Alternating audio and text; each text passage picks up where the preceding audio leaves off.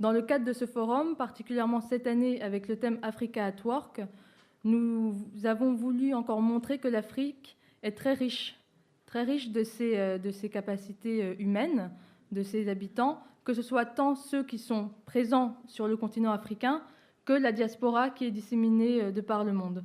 Malheureusement, on le voit à travers les actualités, c'est plus souvent le sous-sol africain qui est mis en valeur plutôt que les cerveaux. Et pourtant, c'est ça la vraie mine d'or de l'Afrique. Et donc, c'est le thème de notre conférence, donc le capital humain et la croissance. Je tiens à remercier tous les partenaires qui nous ont soutenus pour cette édition du Forum Élite, et plus particulièrement ceux qui soutiennent l'African Business Club de manière générale. Je tiens également à remercier nos intervenants et Monsieur Thierry Barbeau, notre modérateur, qui va présenter nos intervenants et la conférence par la suite. Donc, Monsieur Thierry Barbeau est consultant en nouvelles technologies et gérant du site info-afrique.com. Merci beaucoup pour votre présence et bonne conférence.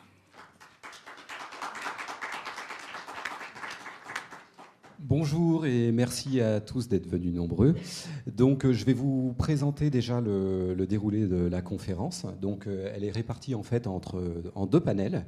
Donc, le premier qui a pour thématique investir dans l'acquisition de compétences et assurer l'employabilité, avec nos deux intervenants qui sont présents, Monsieur Jean-Christophe Morin, qui est responsable division éducation et formation à l'Agence française de développement. Et puis Madame Sandra Barlet, responsable programme service aux entreprises, formation professionnelle au GRET. Nous aurons ensuite un keynote de Monsieur Morin, différentes questions, et je vous propose ensuite de participer à des échanges entre les différents intervenants. Le deuxième panel sera sur la thématique accélérer la création d'emplois. Donc avec différents intervenants et pareil, une série de questions, puis ensuite des échanges avec le public. Je vous propose de commencer avec la présentation d'une vidéo qui a été réalisée sur le terrain en Afrique pour mettre en évidence la réalité avec l'emploi et qui va nous être présentée. En tout cas, une première partie de cette vidéo, puisque dans le deuxième panel, on aura la suite. Afrique, nouvel Eldorado. C'est ce qu'on pourrait croire en lisant les unes de magazines et journaux. Le XXIe siècle sera africain, le temps de l'Afrique, l'Afrique continent d'avenir ou encore Africa is rising. Il est vrai que le continent attire de plus en plus d'entreprises et d'investisseurs étrangers grâce à des taux de croissance frôlant les 5%. Mais qu'en est-il réellement sur le terrain ? Cette croissance a-t-elle un impact sur la vie des Africains en termes d'emploi, de pouvoir d'achat et d'opportunités ? C'est ce que nous allons découvrir tout au long de ce reportage dans les rues de Yaoundé.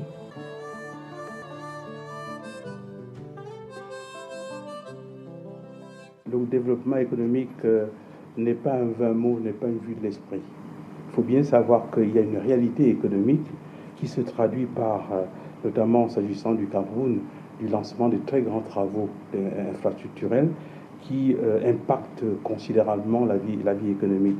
Donc, de ce point de vue-là, il y a, en termes de perspective économique, un espoir très intéressant, notamment pour la jeunesse. Sur le plan de l'éducation, parce que qui est également un indice considérable de la croissance économique, je pense qu'il y a encore une inadéquation entre la formation que nous, étudiants, recevons et la demande au niveau des employeurs, parce que nous, les jeunes, on se plaint du chômage, mais est-ce qu'on répond réellement au profil demandé? Est-ce qu'on est capable véritablement de est-ce qu'on est capable de servir vraiment en entreprise? Non, je pense que des efforts au niveau scolaire, au niveau de la formation des Camerounais, des Africains, doivent encore être faits.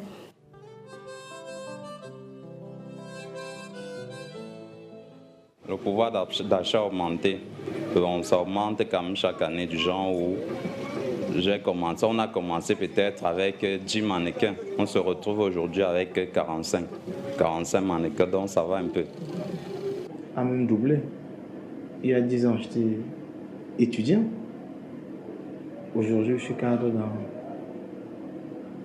je voudrais dire, la première banque camerounaise. Après avoir eu plusieurs formations dans les universités camerounaises.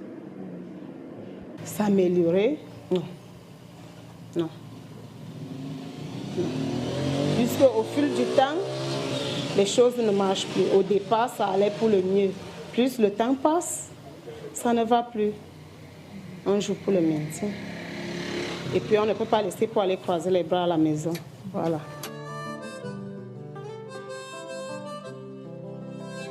Je décide de faire cette formation au regard de l'univers, on va dire, mondial, de la mondialisation, parce qu'actuellement, avec l'avènement des nouvelles technologies, le fonctionnement de l'entreprise est fortement automatisé. Et je pense qu'à l'avenir, au fur et à mesure, les pays comme l'Afrique qui sont encore à la traîne se mettront à la page. Donc du coup, je pense que c'est une filière d'avenir. Je pense que manager des systèmes d'information, c'est un métier d'avenir. C'est pour ça que j'ai décidé de faire cette formation. Ce qui a motivé mon choix de formation, donc voilà, ce qu'on voit sur cette première partie, effectivement, c'est les côtés positifs et le décalage qu'il peut y avoir entre la réalité du terrain sur place par rapport à l'accès à l'emploi. Je vous propose d'écouter la présentation de Monsieur Morin de l'AFD.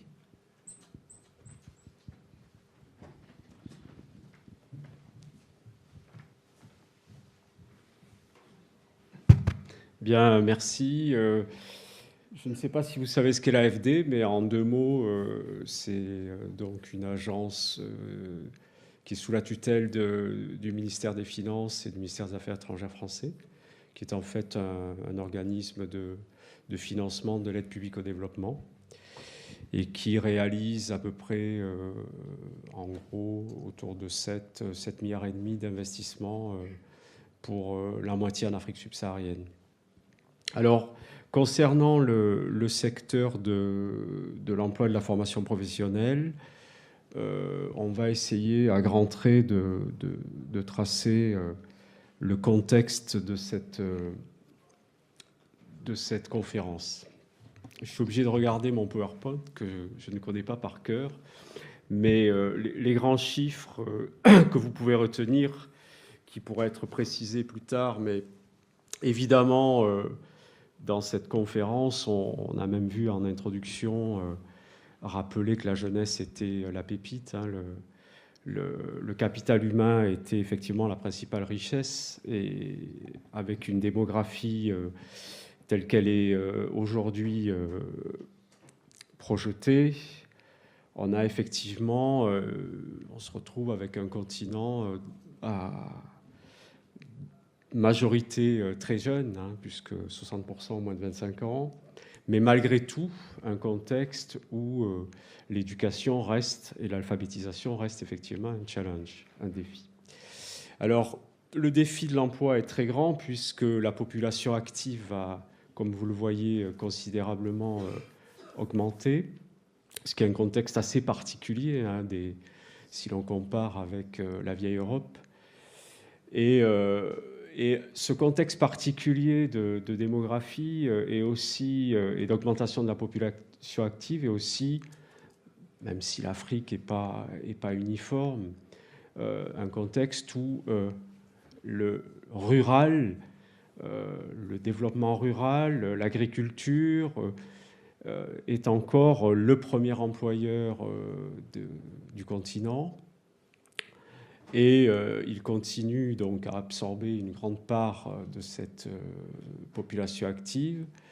Et même si la croissance du secteur productif, du secteur marchand, des différents secteurs évolue positivement, malgré tout, la population donc à 90% rurale qui travaille sur le secteur agricole est aussi à côté, travaille essentiellement de manière informelle, c'est-à-dire tout le travail qui sort de la sphère stable et protégée, fiscalisée, etc. Alors, venons aux problématiques d'ailleurs qui ont été très très bien, je pense, introduites par le film, mais en particulier cet étudiant de l'Université catholique d'Afrique centrale de Yaoundé. C'est la question des diplômés. Donc, que représente le diplôme, la certification, la qualification pour les jeunes africains? Alors, évidemment, faire des études, pousser des études, c'est pas adapté évidemment au secteur informel. Ça, c'est une banalité. Et les perspectives donc d'emploi dans le secteur moderne, formel, à partir du moment où 90% est le secteur agricole et le reste est relativement étriqué. Donc le champ de l'emploi reste limité. D'autre part, il y a donc un décalage, ce qu'on en appelle l'inadéquation entre finalement la formation et la capacité à offrir des emplois de niveau qualifié pour la jeunesse africaine. Nous avions une statistique il y a quelques années, je crois qu'elle a dû évoluer, mais aussi, en gros, si on prend l'exemple de la France, je peux me tromper, mais on a à peu près plus de 2,5 millions d'étudiants. Et en gros, on a en moyenne un étudiant pour une entreprise. Si l'on compare avec l'Afrique, on est 2 ordres de grandeur. C'est-à-dire qu'en général, on a une bonne centaine, parfois 1 millier d'étudiants pour une entreprise. Donc ça veut dire qu'aussi la capacité d'accueil et d'absorption des diplômés dans le secteur de l'entrepreneuriat reste limitée. Alors, ces tableaux qui datent un peu, mais qui malgré tout donnent quand même les tendances, permettent, si l'on regarde le profil des chômeurs dans quelques grandes capitales africaines, dont celle que l'on a citée, on voit par exemple que très nettement, si vous regardez la colonne de gauche, le total, les moyennes, eh bien en fait en Afrique, enfin dans ces capitales au moins, ce sont les diplômés de l'enseignement supérieur ou de lycée, bacheliers, qui ont la plus grande chance d'être au chômage par rapport aux non qualifiés, non scolarisés. Et j'ai mis volontairement en haut à droite un graphique qui représente un peu l'inverse si l'on prend la France, une étude du CEREC là, qui est à Aix-en-Provence, où vous voyez qu'effectivement le diplôme, pas qu'en France, mais dans les pays de l'OCDE en général, dans les pays industrialisés, le diplôme, et plus on est diplômé, plus on a de chances d'intégrer un emploi en général qualifié. En général, les doctorants sont les plus faciles à caser, si j'ose dire, alors que les non-diplômés. Donc on a, si vous voulez, une répartition inverse qui a beaucoup d'explications, et en particulier en Afrique. La première étant qu'effectivement, comme le travail informel est la première activité, les moins qualifiés, évidemment, sont actifs dans le secteur informel, alors que les diplômés attendent de trouver un emploi au niveau de leur qualification. Donc je crois que ça, quand même, il faut le garder en perspective, c'est cette inversion des tendances. Alors, la formation. La jeune étudiante de l'UQAC disait on ne correspond pas à ce qu'attend la demande, les entreprises. Effectivement, si l'on prend le service public de niveau lycée-collège, eh bien, tout ce qu'on appelle le professionnalisant, le technique, etc., aujourd'hui, en Afrique, pour la plupart, au moins en Afrique francophone, la plupart des lycées et collèges ne sont plus des lycées d'enseignement professionnel, sont des lycées devenus généralistes, et les bacs, quelle que soit leur mention, orientent les élèves vers l'université. Donc on est à côté de l'objectif.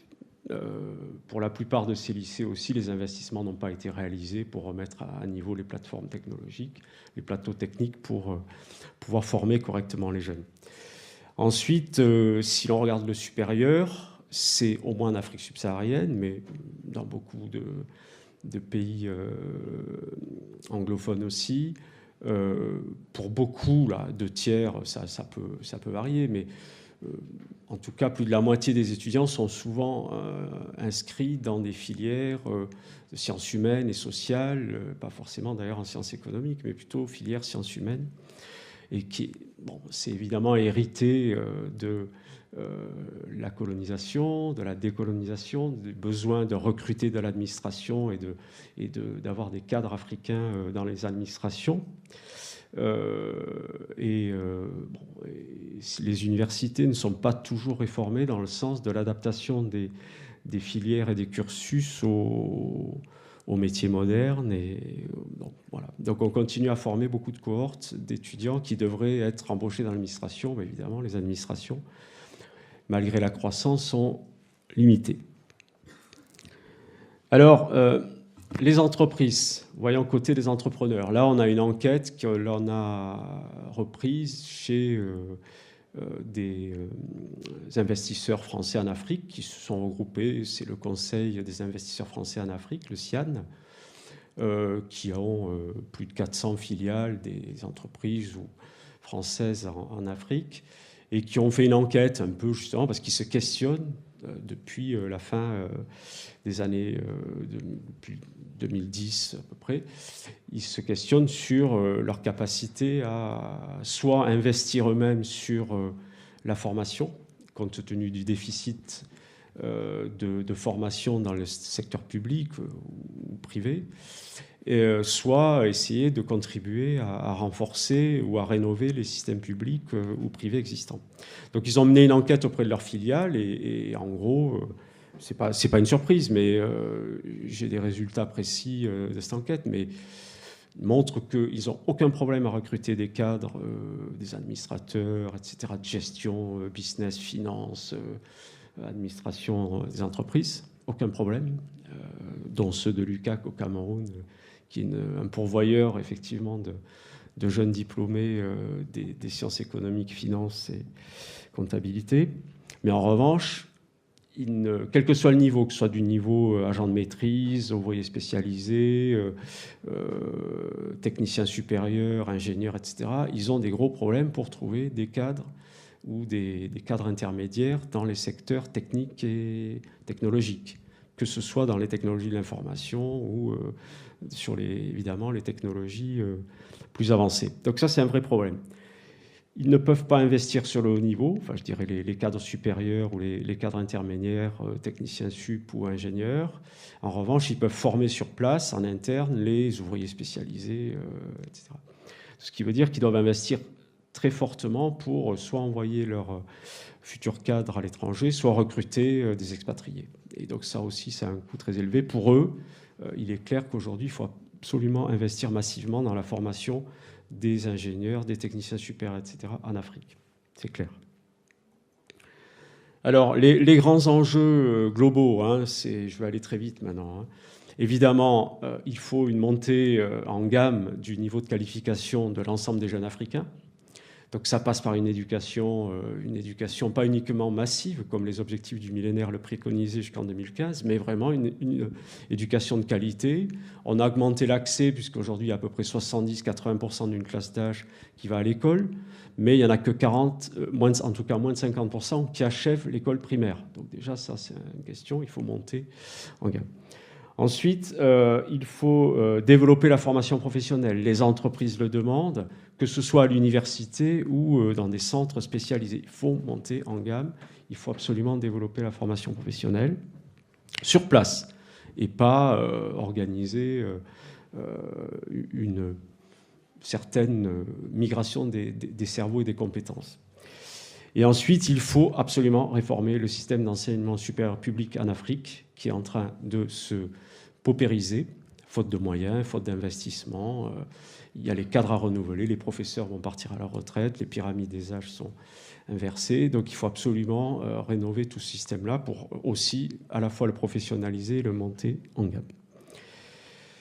Alors, je vais aller, pour conclure, parler un petit peu de l'AFD, ce que l'on fait donc dans mon département pour accompagner au moins la formation professionnelle.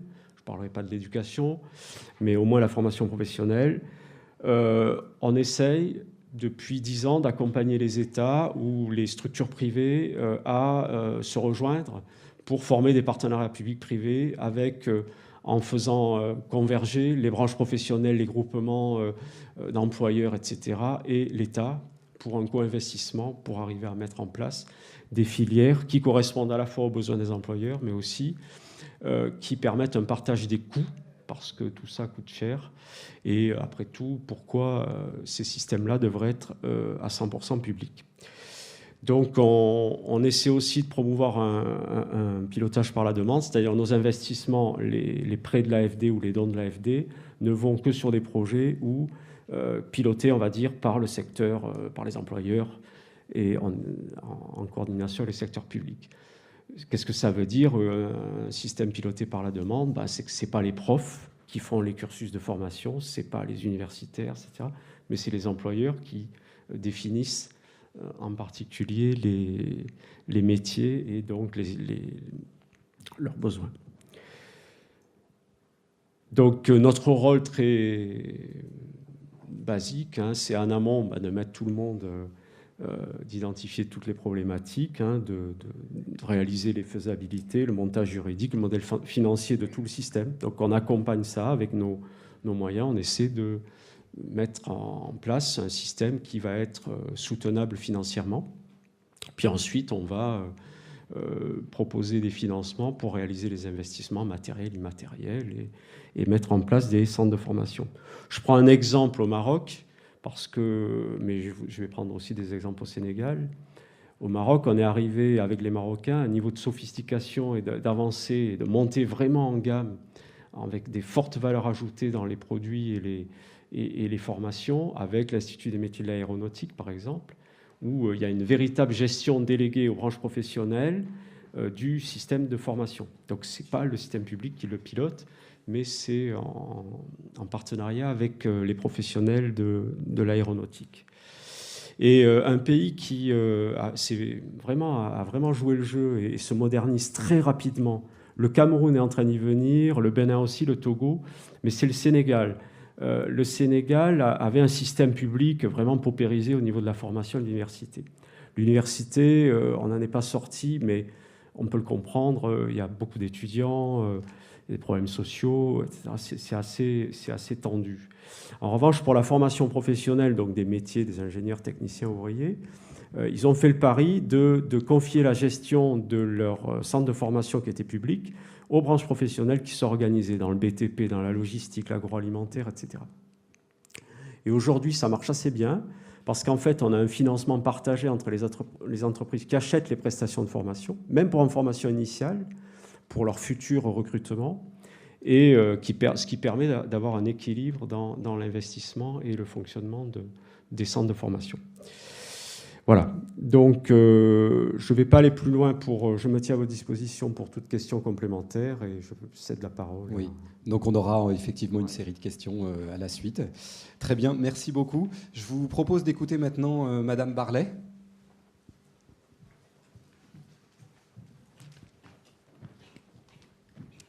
Bonjour, j'ai préparé une présentation extrêmement courte car on m'a demandé de tenir en 10 minutes.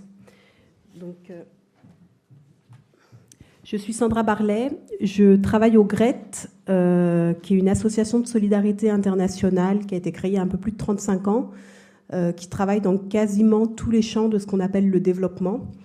C'est une association qui regroupe 700 professionnels du développement solidaire, un peu plus de 600 sur les terrains. On a des présences permanentes dans 13 pays, on intervient dans une trentaine de pays, et le reste, donc un peu moins de 10%, 60 et quelques personnes au siège. On soutient donc des processus de développement dans 30 pays. Ce que nous faisons, c'est que nous sommes une entité à 3 pieds, disons. La première, c'est d'être opérateur terrain de projet. Opérateur, ça veut dire expérimenter des solutions qui fonctionnent sur le terrain ou accompagner des acteurs publics, gouvernementaux, collectivités territoriales dans la mise en œuvre de leur stratégie ou dans la définition de leur stratégie. Pour produire des références, on a un mandat du ministère de la Recherche pour capitaliser et diffuser sur nos actions et les autres qu'on observe qui sont intéressantes dans les pays, afin d'influer sur les politiques de développement de ces pays. Ce qu'on fait en matière d'emploi et de formation. Nous avons une activité qui est spécialisée sur les services d'appui aux entreprises, la formation et l'insertion professionnelle. sachant qu'absolument toutes nos actions, on a à peu près 150 projets en cours chaque année, ont une entrée entreprise ou formation, c'est-à-dire que dans à peu près toutes les activités qu'on fait, on a un curseur entreprise qui est on crée une entreprise à but social, voilà, différents types d'entreprises. On est gestionnaire de services publics délégués, où on réfléchit en tout cas aux questions de soutenabilité, notamment financière, qui veut dire aussi réfléchir à des modèles, ce qui vaut aussi pour la formation professionnelle. Sur la formation professionnelle, on reste donc opérateur et accompagnateur de réflexion, disons, en travaillant d'une part sur la mise en œuvre de formation et d'autre part sur les réflexions sur les systèmes et les politiques.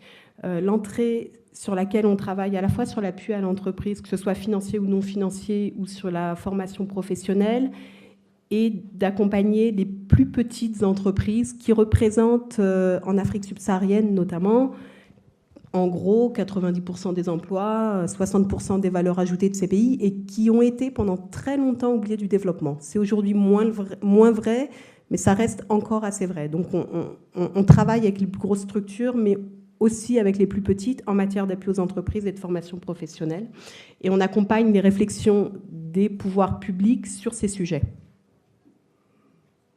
Donc, je vais tout d'abord très rapidement vous faire un petit point contexte et puis ensuite quelques mots-clés juste, parce que je n'irai pas tellement plus loin, mais on pourra approfondir lors des échanges sur les enjeux sur la formation professionnelle en Afrique subsaharienne.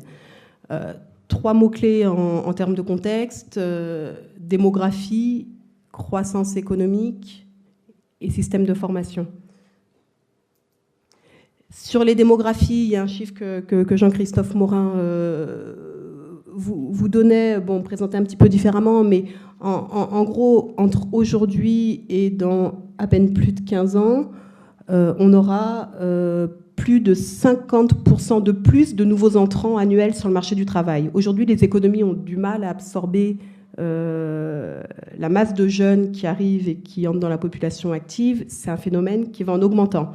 On peut aussi le voir sous forme de chance, c'est-à-dire qu'il y a un dividende démographique dont bénéficie et dont va bénéficier l'Afrique, qui est une vraie chance. C'est-à-dire qu'il y a beaucoup de jeunes, une grosse population active et peu de personnes à charge, ce qui est le contraire de ce qu'on voit dans les pays développés. Donc pression démographique, 2 choses, des populations très jeunes, donc plus de la moitié de la population a moins de 25 ans dans ces pays, en Afrique subsaharienne, et puis des populations actives croissantes. Croissance des économies. De 2000 à 2007, pour vous donner un ordre d'idée, pour 100 millions de personnes, pour des croissances démographiques de plus de 100 millions de personnes, donc en 8 ans en Afrique subsaharienne, il n'y a eu que 63 et quelques millions créations d'emplois. Donc on voit, il manque 40 millions sur 100 millions de croissance démographique. Donc il y a un manque énorme. Donc ça veut dire 2 choses. Ça veut dire d'une part, il manque de locomotives économiques, il manque d'emplois. Donc les solutions, c'est aussi les créations d'emplois. On se forme pas uniquement pour être employé parce qu'il n'y a pas, mais on est aussi obligé d'aller vers la création de son propre emploi. Le secteur public, c'est de moins en moins d'emplois. Aux indépendances, il y avait des fonctionnariats très forts en Afrique. Quand on faisait des études supérieures, on devenait souvent fonctionnaire. Aujourd'hui, c'est plus du tout vrai. Les gouvernements sont plutôt en décrépitude avec des budgets très faibles et il y a peu de recrutement. Le secteur formel privé recrute, se développe, comme on l'a vu dans le film initial, mais ce qu'on a peut-être moins vu, c'est qu'il représente peu d'emplois en nombre. Il crée de la valeur ajoutée, mais il représente peu d'emplois. Et la grande masse des jeunes ne peut pas rentrer dans ces entreprises-là. Donc il y a d'autres solutions à trouver. Le secteur informel. Donc secteur informel, qu'est-ce que c'est ? Ce sont toutes les micro, très petites entreprises, souvent familiales, où on ne fait pas très bien la distinction entre la caisse privée et la caisse professionnelle. On fait appel à la famille et on fonctionne sur des bases assez locales. Et ces toutes micro-entreprises qui sont à la fois rurales et urbaines représentent la grosse majorité des emplois et de la valeur ajoutée. Et aujourd'hui, on ne peut pas ne pas agir sur ce secteur informel parce que d'une part, c'est le premier employeur dans les pays et d'autre part, c'est le premier formateur. Parce que quand on parle des systèmes de formation, il faut savoir qu'ils forment des effectifs très faibles dans les pays. Donc, je vais vous en parler tout de suite. Donc, sur les croissances des économies, d'une part, l'accès à l'emploi, contrairement à nos pays développés, c'est un problème de masse. Il y a un vrai problème structurel de manque de création d'emplois par rapport aux croissances démographiques. C'est un problème de masse, donc. Et l'enjeu clé, quel est-il pour créer de l'emploi? Il faut qu'il y ait du développement économique. L'enjeu clé, c'est le développement économique.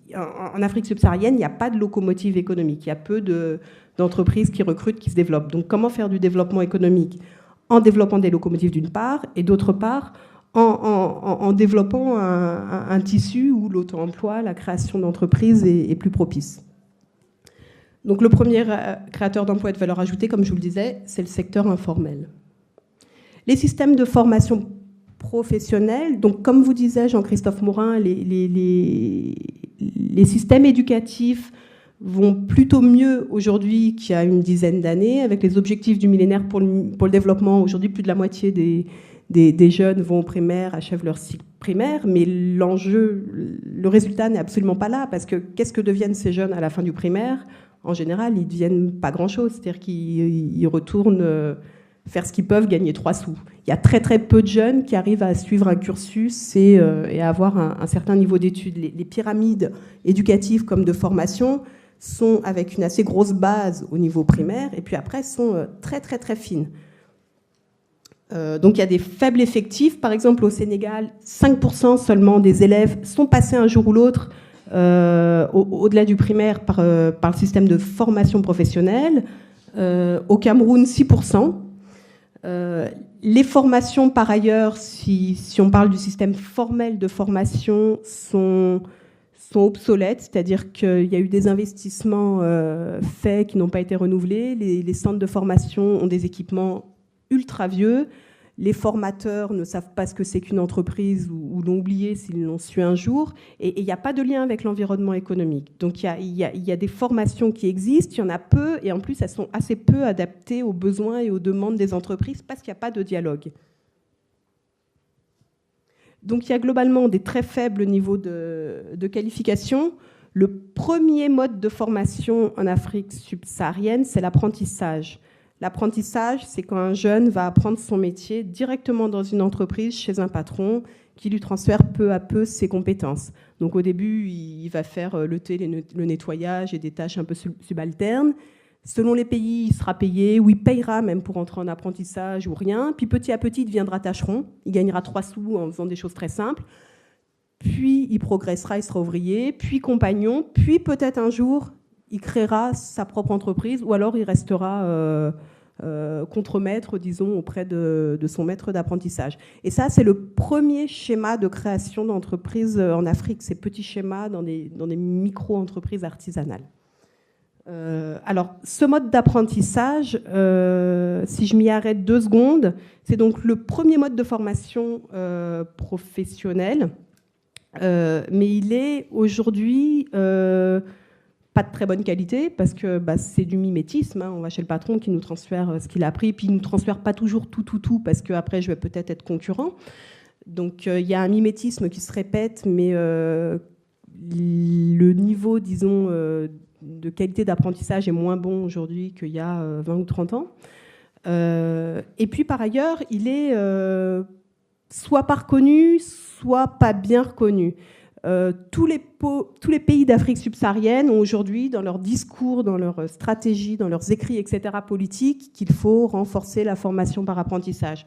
Quand on regarde concrètement comment ça s'opérationnalise, on est encore assez loin. Il y a des pays qui sont des très bons exemples où aujourd'hui la formation par apprentissage arrive à se développer. Se développer, qu'est-ce que ça veut dire? Ça veut dire d'une part renforcer ces apprentissages qui sont de très bas niveau en alternant des cours théoriques pour permettre que le jeune, s'il devient compagnon ou s'il crée son entreprise, il ne plafonne pas par manque de connaissances. Donc on est sur des bas niveaux scolaires, mais un minimum de renforcement. Deuxièmement, créer des passerelles avec les systèmes éducatifs. C'est assez fondamental parce que la reconnaissance de la compétence acquise à ce niveau-là, si elle permet aux jeunes ou même aux patrons de pouvoir poursuivre ses études ensuite, elle est tout de suite beaucoup plus motivante. Et elle a aussi un impact en termes de salaire. C'est-à-dire, si j'ai un diplôme, j'ai un niveau de salaire. 3 points d'enjeu dont on pourra discuter tout à l'heure sur la formation professionnelle en Afrique subsaharienne. La première, c'est sur la mise en œuvre des formations. Il faut former pour insérer. Former pour insérer et accompagner le développement économique des pays. Qu'est-ce que ça veut dire ? Ça veut dire qu'au niveau très concret de mise en œuvre des formations, l'enjeu clé des centres de formation aujourd'hui, c'est d'être en lien avec les entreprises. S'ils ne font pas ça, les formations ne servent à rien. Être en lien, ça veut dire former en échange avec les entreprises, mais ça veut dire aussi dire que les entreprises viennent dans les instances de décision et de pilotage des centres. Ça veut dire que les professeurs peuvent aller se faire recycler, enfin aller se faire former dans les entreprises, que les entreprises accueillent des stagiaires, que les entreprises participent aux définitions des cursus pédagogiques, etc. Donc, que les stands peuvent produire aussi pour des entreprises. Donc, il y a beaucoup de modalités de collaboration qui sont aujourd'hui de plus en plus expérimentées. Dans des métiers d'avenir, les pays d'Afrique subsaharienne ont quasiment tous aujourd'hui défini ce qu'ils appellent les secteurs porteurs. Et au niveau de l'UMOA aussi, d'organisation sous-régionale africaine, c'est en cours d'être défini. Il y a 16 métiers porteurs qui sont en définition. Et puis, un élément absolument clé pour la pérennité de ces formations, pour qu'elles puissent durer dans le temps, c'est que ces formations soient à un coût soutenable. Quand on parle de l'apprentissage, par exemple, c'est entièrement soutenable. Jusqu'à il y a 10-20 ans, l'État mettait 0 € ou 0 francs CFA dans la formation. Aujourd'hui, il va y avoir un renforcement de ces formations, donc il va y avoir un coût induit qui sera relativement faible. Quand on parle des grandes entreprises, ce que disait Jean-Christophe Morin, c'est qu'il y a des modèles économiques qui sont trouvés. Les entreprises participent. Il faut que les États n'aient pas tout à prendre en charge parce qu'ils n'en sont aujourd'hui pas capables. Les budgets de formation, c'est moins de 5% souvent des budgets éducatifs. Hein. Donc il y a très peu d'argent disponible pour ça. Donc soit on trouve des modèles soutenables, soit c'est voué à l'échec. Impliquer les entreprises dans la mise en œuvre des formations, c'est bien, mais deuxième point, impliquer les entreprises dans les systèmes de formation, c'est mieux et c'est surtout indispensable. Les impliquer dans les systèmes, ça veut dire les impliquer dans la conception, dans la mise en œuvre, dans le suivi, dans le pilotage des politiques même de formation.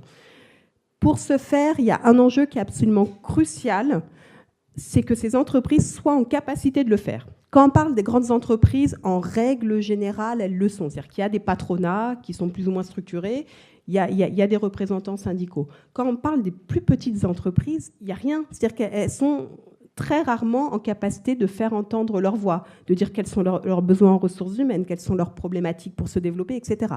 Donc il y a un enjeu absolument majeur pour le développement de l'Afrique subsaharienne, qui est la structuration professionnelle des plus petites entreprises. Des entreprises en général, mais notamment des plus petites. Et puis, troisième point, accompagner l'insertion des jeunes en lien avec les opportunités économiques. C'est-à-dire, oui, il faut travailler sur la formation, oui, il faut travailler sur l'appui aux entreprises, mais oui, aussi, il faut travailler sur l'accompagnement des jeunes. Parce que les offres de formation, par exemple, sont à 95% ou plus centrées en ville. Les opportunités économiques, il en va de même. Les jeunes, ils sont où ? Ils sont en campagne, ils sont en zone périurbaine, notamment les plus défavorisés, n'ont absolument pas accès aux informations, aux réseaux relationnels leur permettant de s'insérer. Et les jeunes les plus diplômés, comme il a été dit à l'instant, souvent, quand ils ont un diplôme, attendent de se faire recruter. Donc il y a aussi un enjeu pour les accompagner et accélérer leur processus d'insertion, de leur dire écoute, c'est pas dévalorisant que de passer par le secteur informel pour te faire par exemple une qualification, puis après améliorer tes chances d'être embauché. Donc il y a tout un travail sur les parcours des jeunes qui est très peu coûteux et qui est assez fondamental à faire et qui est quasiment inexistant encore. Je vous remercie et je suis à votre disposition pour échanger tout à l'heure. Merci beaucoup. Merci beaucoup. Donc je reviens un petit peu sur l'intervention de Monsieur Morin, et en fait vous avez évoqué qu'il y avait un fort besoin en fait d'améliorer la connexion entre la formation et l'emploi. Qu'est-ce qui aujourd'hui ne le permet pas vraiment sur le terrain ?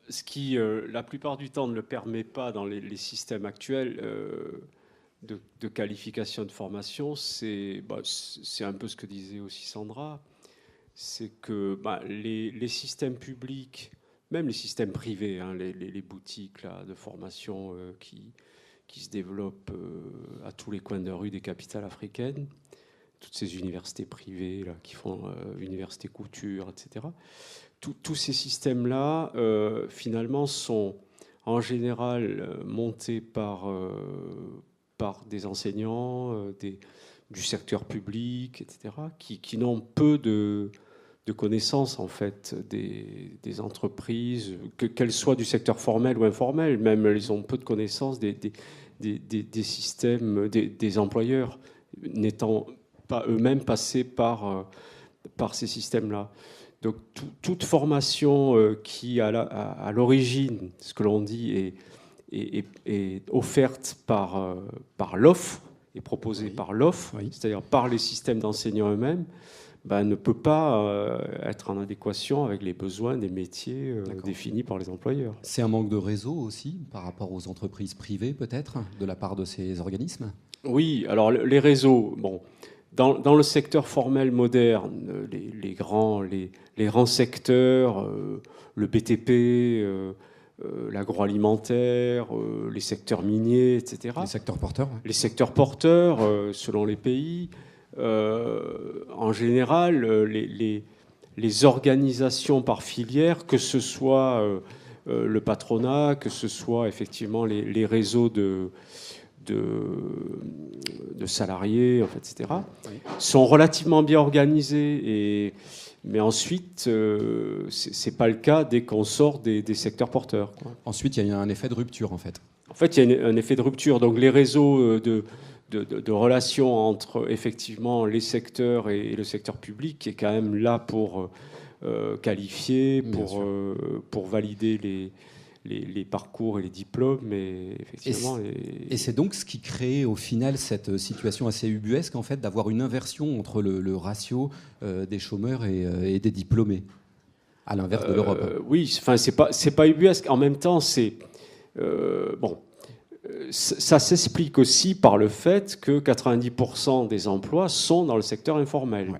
À partir du moment où 90% des emplois sont dans le secteur informel, les moins qualifiés sont effectivement les travailleurs de ce secteur, et les diplômés, les bacheliers, les diplômés du supérieur attendent un peu avant, finalement, par défaut, par dépit, que quelque chose leur soit proposé, ce qui n'arrive pas, ou très peu, en fait. Donc, et Madame parlait justement, vous parliez de ce secteur informel. Comment il serait possible de le dynamiser par rapport à la formation professionnelle, tout ce secteur informel? Est-ce qu'il est possible justement de le remettre en avant par la formation? Donc, ce que je disais à l'instant, c'est que le secteur informel, c'est déjà le premier formateur, de fait, parce que les systèmes de formation sont à la fois faibles et avec très peu d'effectifs. Premier formateur de masse, oui, et de base. Par défaut. Par défaut, voilà. C'est comme ça qu'on apprend aujourd'hui son métier, de fait. Je verrais deux enjeux principaux pour dynamiser le secteur informel par la formation. Le premier, c'est de reconnaître tous les modes d'acquisition de compétences. Qu'est-ce que ça veut dire? Ça veut dire que les systèmes de formation étant extrêmement faibles et accueillant peu de jeunes, si on veut aujourd'hui permettre de renforcer les qualifications et de permettre à plus de jeunes de travailler, il faut reconnaître le jeune qui apprend son métier dans une entreprise, il faut reconnaître le jeune qui apprend son métier même dans la famille, etc. Peu importe comment on acquiert ses compétences, ce qui compte, c'est la qualification. Donc c'est des choses qui sont en train de se mettre en place en Afrique subsaharienne, avec d'une part la valorisation et la reconnaissance de modes traditionnels de formation existants, dont l'apprentissage est le principal, et d'autre part avec des systèmes de reconnaissance, disons, d'acquis d'expérience qui se profilent. Deuxième enjeu, pour dynamiser le secteur informel par la formation, c'est aussi ce que j'évoquais dans la présentation, mais c'est laisser la place aux entreprises pour exprimer leurs besoins, leurs problèmes et pour co-décider sur les orientations publiques de la formation professionnelle. Donc structurer les entreprises, leur permettre d'être plus fortes. Donc là aussi, il y a un gros décalage. Au niveau des actions du GRET en faveur de l'emploi et de l'insertion socio-professionnelle en Afrique, comment ça se passe ? Oula. Comment ça se passe, c'est-à-dire ? Voilà, quelles sont les actions directes du GRET, justement ? D'accord. Alors, les actions qui sont...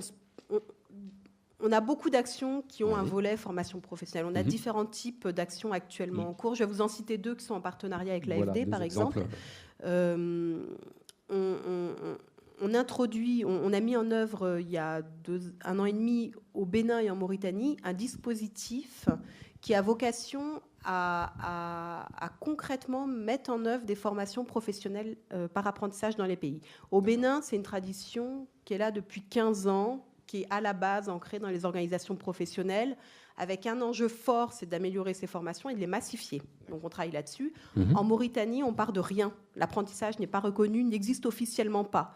Donc on travaille avec le gouvernement pour les reconnaître via des décrets, mais avant ça même, pour les accompagner sur comment on met en place des systèmes qui permettent à des apprentis d'avoir une alternance théorique, de renforcer leurs compétences et de faire reconnaître leurs diplômes par la suite, y compris par les employeurs, pour mieux se faire payer. D'accord.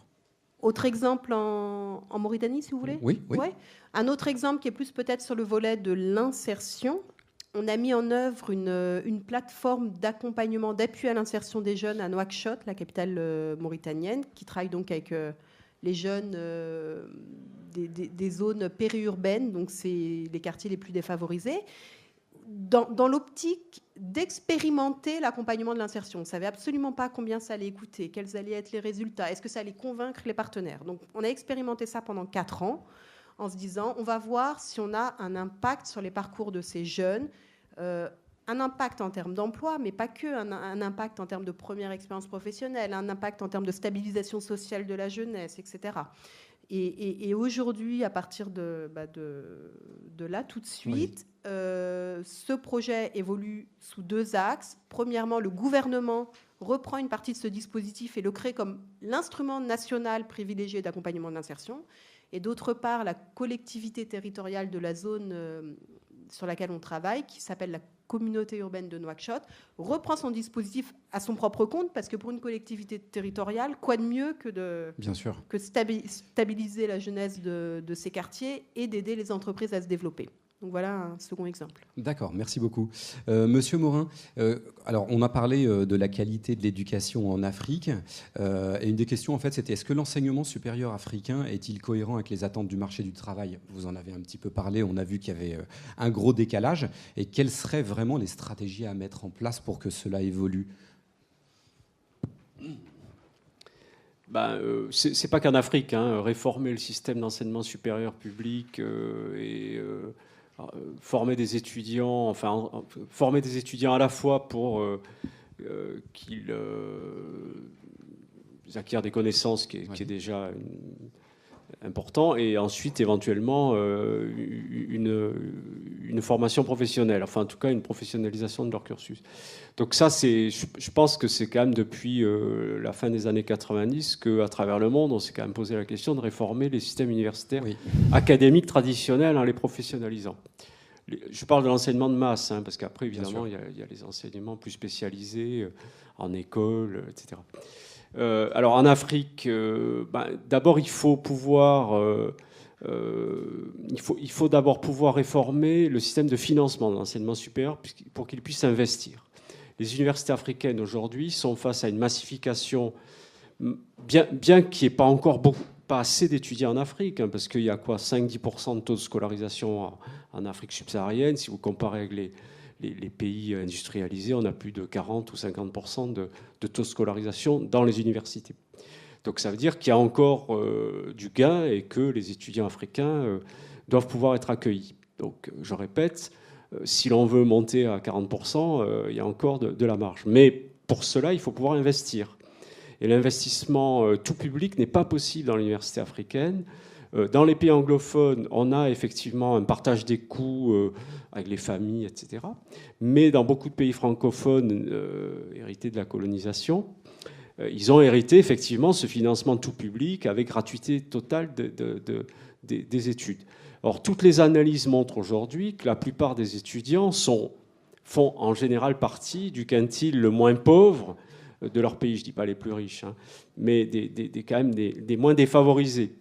Et quand vous voyez qu'à Dakar, un étudiant qui s'inscrit à l'UCAD paie 5 000 francs CFA par an de frais de scolarité, vous comprenez qu'effectivement, le président de l'université de l'UCAD, le recteur, se voit difficilement, avec 70 000 étudiants à 5 000 francs CFA, peut difficilement investir. Donc il paie les salaires des enseignants, le gouvernement paie les bourses plus ou moins sociales des étudiants, et on se retrouve en incapacité d'investir pour accueillir chaque année 10% d'étudiants de plus, pour rénover les amphithéâtres, les laboratoires, etc. Donc les conditions d'enseignement sont très difficiles. Donc ça, c'est la première réforme, c'est accepter de travailler sur la réforme des financements.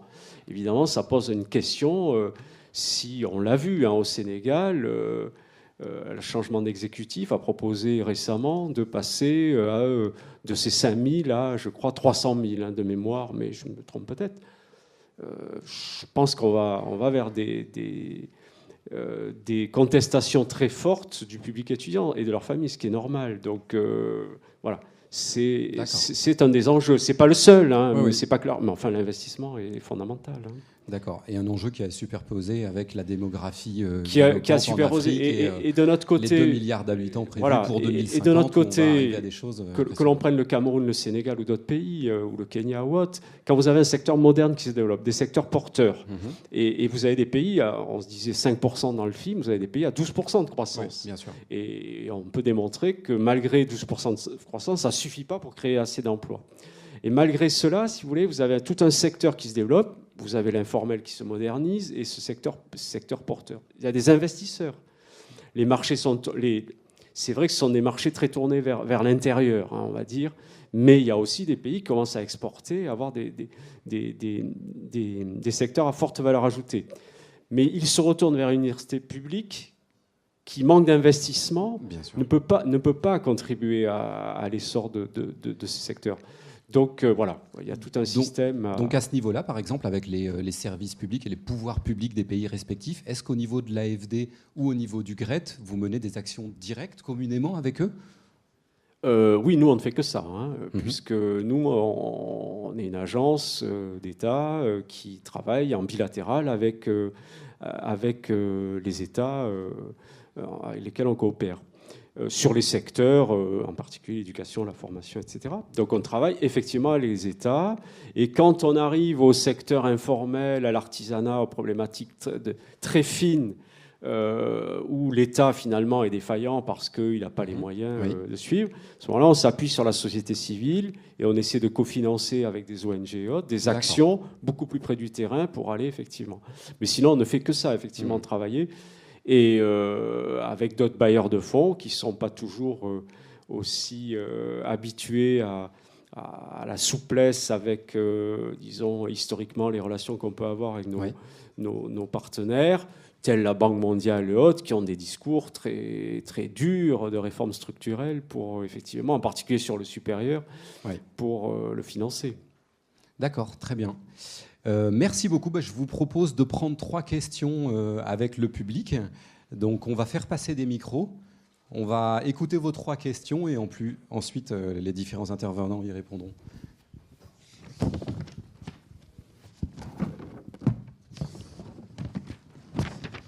Alors, je vous écoute. Bonjour. En fait, c'est une question pour Monsieur Morin. En introduction, vous avez dit que le fait que l'agriculture en fait soit le secteur qui emploie le plus. Pardon ?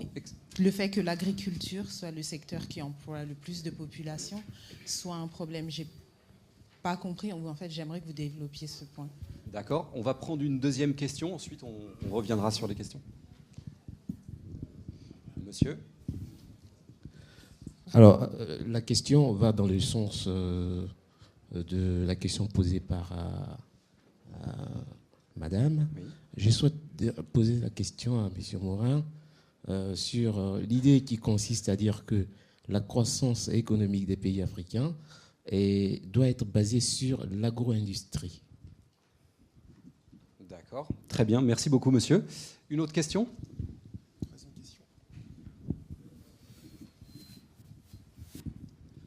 Bonjour. Oui, bonjour. En fait, j'avais une question en fait, par rapport à l'AFD. En fait. Est-ce que, à votre niveau, est-ce que vous intervenez en fait, pour encourager ou bien pour accompagner en fait, le retour des cadres africains qui sont un peu à l'étranger, par exemple? Parce que si on parle de politique d'emploi, ainsi de suite, il y a beaucoup de cadres très ambitieux de rentrer, mais après, c'est difficile de retourner travailler pour lui, en fait.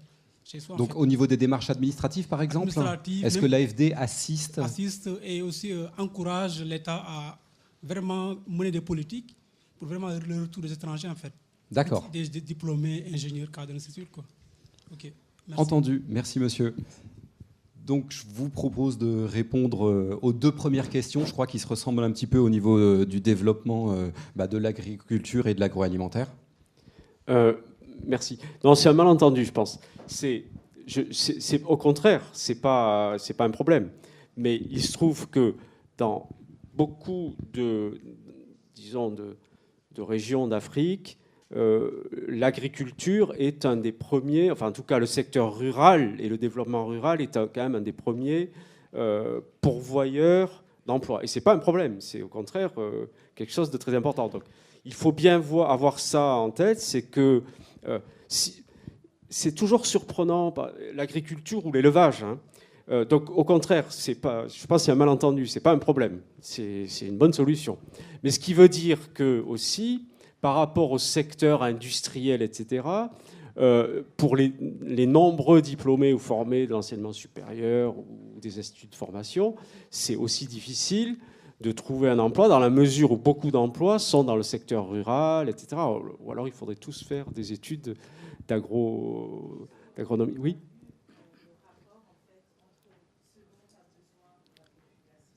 Oui.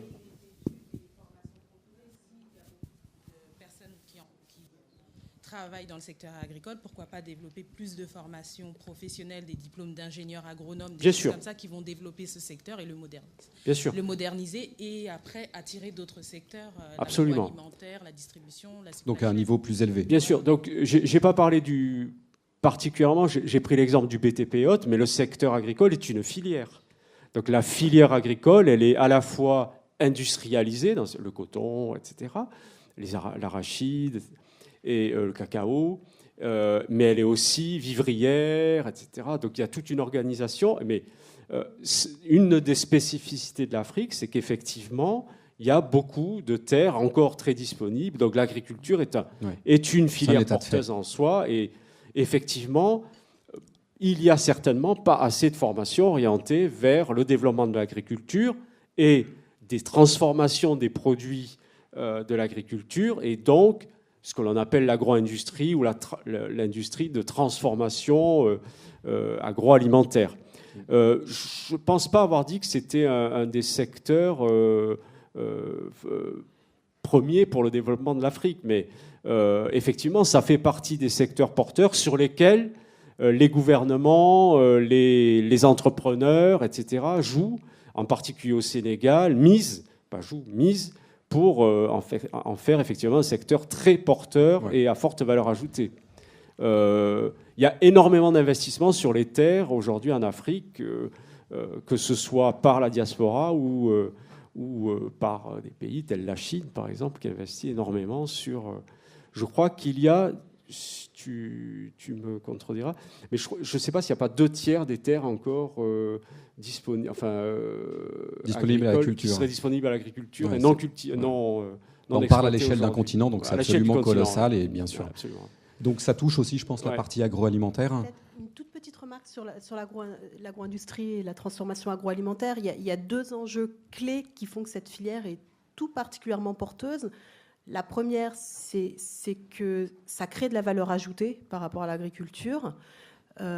Et ça permet aussi de pallier enfin, le développement de la transformation est souvent fait par les mêmes personnes qui font de l'agriculture et permet aussi de pallier au problème de dépendance alimentaire. Bien sûr. À l'alimentation en général. Puisque, voilà, et je voulais vous dire un deuxième enjeu. Les gens cultivent aussi très souvent pour eux-mêmes. Oui, les oui. cultures vivrières, voilà. Donc il y a un enjeu de limitation des exodes rurales, un enjeu très fort de développement de la valeur ajoutée. Et à ce sujet, pour information, on vient de réaliser avec l'AFD une étude justement sur les secteurs porteurs dans l'agroalimentaire sur 4 pays en Afrique. L'étude d'ensemble synthétique est déjà disponible en version draft sur le site du GRET et les études devraient être disponibles sur le site de l'AFD dans quelques mois. Donc l'agriculture et l'agroalimentaire feraient partie des 16 secteurs les plus porteurs dont vous parliez tout à l'heure. C'est absolument central. C'est en tête de liste. Ça c'est clair. Si on prend un pays, le Tchad, alors moi j'étais très surpris, je connaissais très peu, et en fait au Tchad, malgré la rente pétrolière récente, etc., le premier secteur de croissance au Tchad, c'est l'élevage.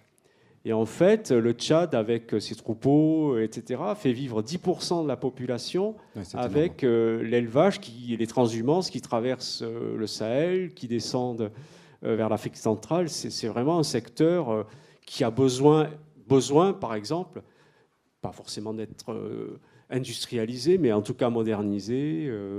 L'éducation aussi des nomades est un enjeu sur lequel, par exemple, travaille l'AFD aujourd'hui avec le gouvernement. D'accord, très bien. Et pour répondre à ce monsieur, au niveau justement des formalités quelque part administratives pour les personnes de la diaspora qui veulent... Enfin, nous, l'AFD n'est pas une agence de mobilité ou de financement des mobilités. Bon, ça, je pense qu'il y a à côté du ministère des Affaires étrangères, etc., ce qui est les bourses et les mobilités, les retours. Mais ce qui est clair, c'est que nous, on travaille à la fois avec les États, mais aussi, comme peut-être vous l'avez compris, avec les entreprises. Enfin, en tout cas, les grosses branches professionnelles organisées, etc. Et en particulier les investisseurs. Je citais le CIAN, le Conseil des investisseurs français en Afrique. Et tout ce système-là, avec des centres de formation d'excellence en Afrique, il y a par exemple le 2IE à Ouagadougou, qui est une plateforme en eau, environnement, BTP, etc., qui a un très très bon centre, justement joue sur la mise en relation entre des élèves ingénieurs ou des diplômés du supérieur africains en France. Donc la connexion est faite. Et la connexion est faite à travers des projets communs de création d'entreprises. C'est-à-dire qu'il y a des business qui sont en train d'être faits.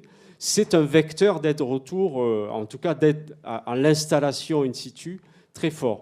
Et ça, les entrepreneurs aujourd'hui misent beaucoup sur finalement ce co-investissement entre les diplômés au sud et leurs frères, leurs cousins. Donc la connexion est quand même entre la diaspora, on va dire.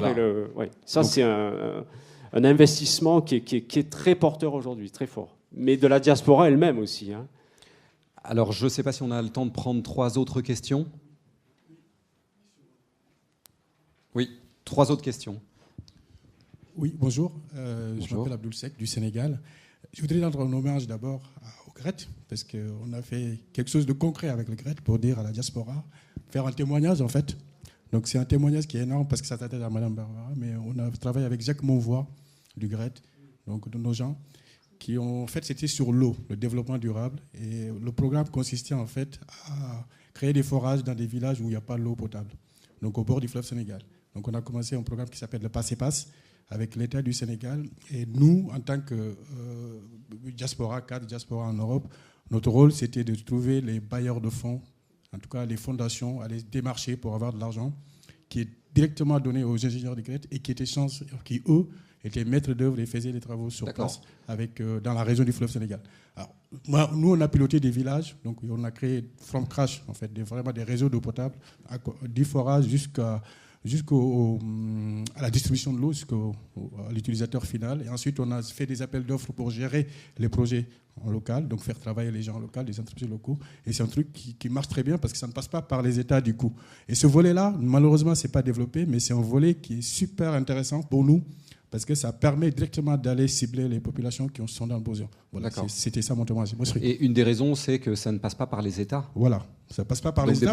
Des blocages administratifs. Voilà, il n'y a pas de blocage. Les projets n'ont pas pu ou mal se développer. Et surtout, l'argent arrive vraiment à ceux qui en ont besoin. Ce qui est une situation, hélas, assez commune sur une grande partie de l'Afrique, comme tout le monde le sait, et un peu plus sur l'Afrique francophone, je crois, que sur l'Afrique anglophone. Une autre question ? Merci. Bonjour. Je voudrais m'adresser à la représentante du GRET. Je voudrais savoir, tout à l'heure, vous avez parlé de la validation des acquis par l'expérience. Je voudrais savoir si concrètement, vous avez déjà mis sur place des démarches et en termes de diplômes, quel genre de diplômes seraient décernés? Est-ce que ce sont des diplômes locaux qui répondraient aux besoins des entreprises ou alors des diplômes en partenariat avec des institutions étrangères? Et qu'est-ce que vous faites est-ce que vous avez des actions que vous menez aussi dans le secteur médico-social où il y a un problème de compétences aussi? Merci. Alors, pour être clair sur la validation des acquis de l'expérience ou la reconnaissance des compétences, j'ai dit que les États tendent vers ça. On en est encore loin. Il y a 1 ou 2 cas de pays qui sont plutôt avancés. C'est l'île Maurice, par exemple, ou la Tunisie, qui reconnaissent les expériences acquises.